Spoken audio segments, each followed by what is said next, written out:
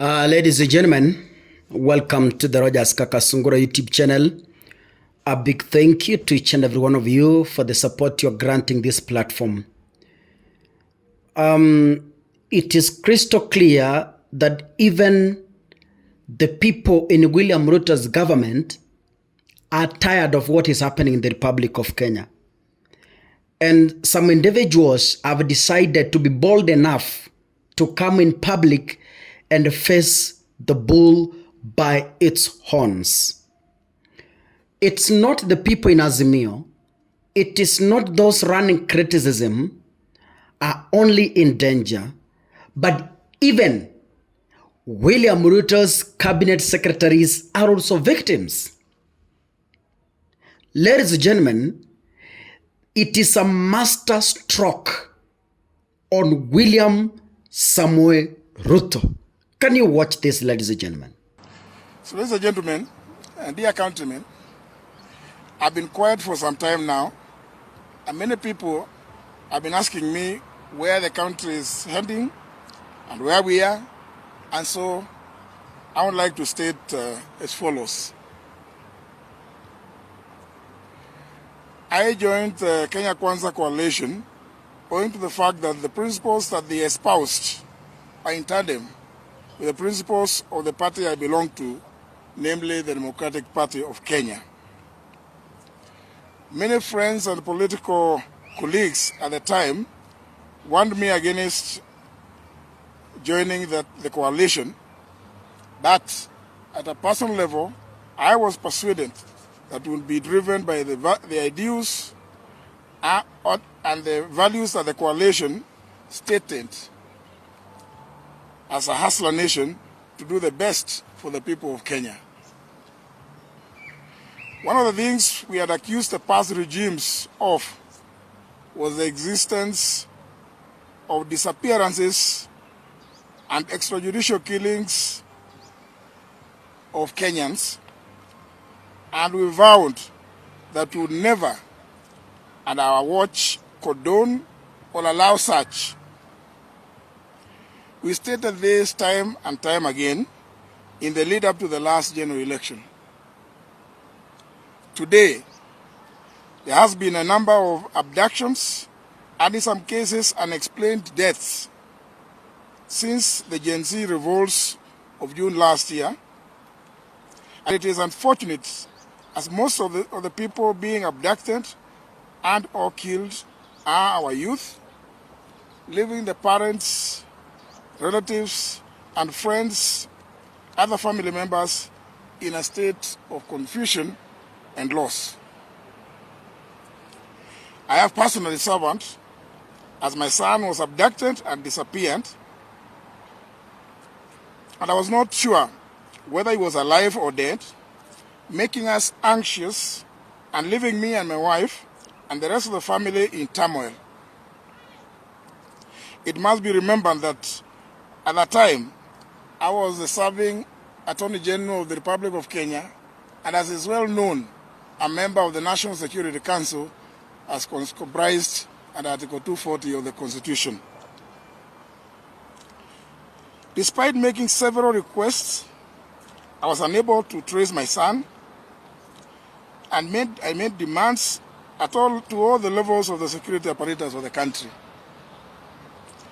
Now, more than 6 months later, after that ordeal and the release of my son by unknown forces, he has not been charged with any offense, and the government at all levels has not been able to give me any explanation or reasons as to his abduction by hooded armed gangsters. This is Justine Muturi. Justine Muturi, the former speaker,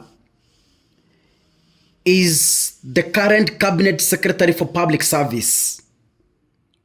So he sits in the cabinet, he stands a chance to advise William Ruto, and he sits one-on-one with William Ruto almost every day, every week, every month. They usually share with William Ruto because a cabinet secretary is a representation of the presidency. A cabinet secretary makes up a presidency executive. Hii ni jikoni ya William Samoei Ruto ndio inazungumza. Now before I proceed, I have some questions I'm asking myself.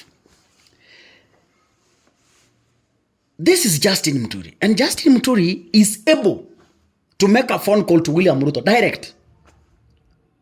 Justine Muturi has ability to advise William Ruto during security meetings, cabinet security meetings. But why did he decide that on this particular case, I'm not going to call the president? On this particular case, I'm not going to book an appointment with the president. On this particular case, I will go to the media and speak to the Kenyans in a language they understand best. Why did he decide to do this? Kwa nini aliamua kwamba sasa mimi siwezi enda ongea na Ruto kando, siwezi enda chemba, siwezi mpigia simu, lazima niambie wa Kenya? And I'm happy. I'm happy that some people within the executive are accepting that William Ruto is against the young generation. I'm happy. The sentiments have come from William Ruto's kitchen. Inayo, I don't know how they're going to deal with it. It has come from kitchen.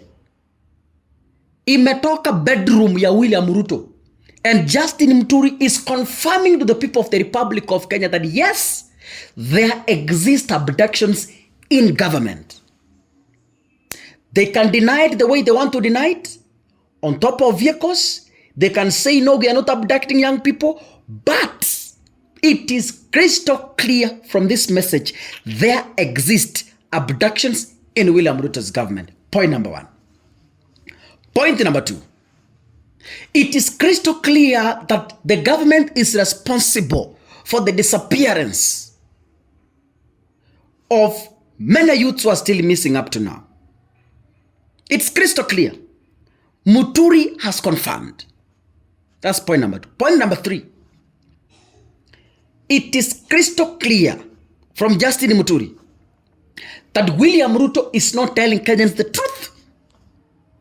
Imetoka kwa jikoni, si mambo ya kaka Sungura, ni mambo imetoka cabinet. Do you remember Justine Muturi's son was abducted? And up to date, he's never been charged in any court of law. So the frustrations that Justine Muturi is going through as a minister in William Ruto's government is the very same frustrations parents are going through in Embu, Kirinyaga, Kisii, Kakamega, Turkana, Wajir, Samburu, Trans Nzoia, Bungoma. In the 47 counties, this is the trauma that the parents of young people have been abducted are going through. Ladies and gentlemen,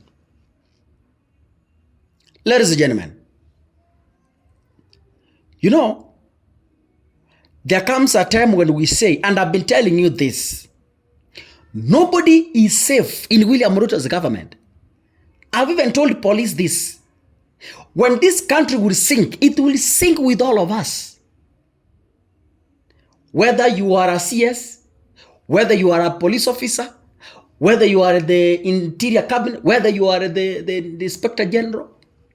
So, how I wish that we all of us could stand against the injustices that have. I'm happy that now people are speaking Kaka Sungura's language. You know, I'm happy. Imagine huyu ni cabinet secretary yako frustrated. Na kuna watu wanasimama wanasema, and those people are abducting themselves. So pia huyu wa Justine Muturi, that time when he was abducted, aliji-abduct. But I'm happy that he's now speaking the truth from kitchen. This government is going to come down earlier than expected. God bless you, ladies and gentlemen. See you in the next episode. Asanteni sana.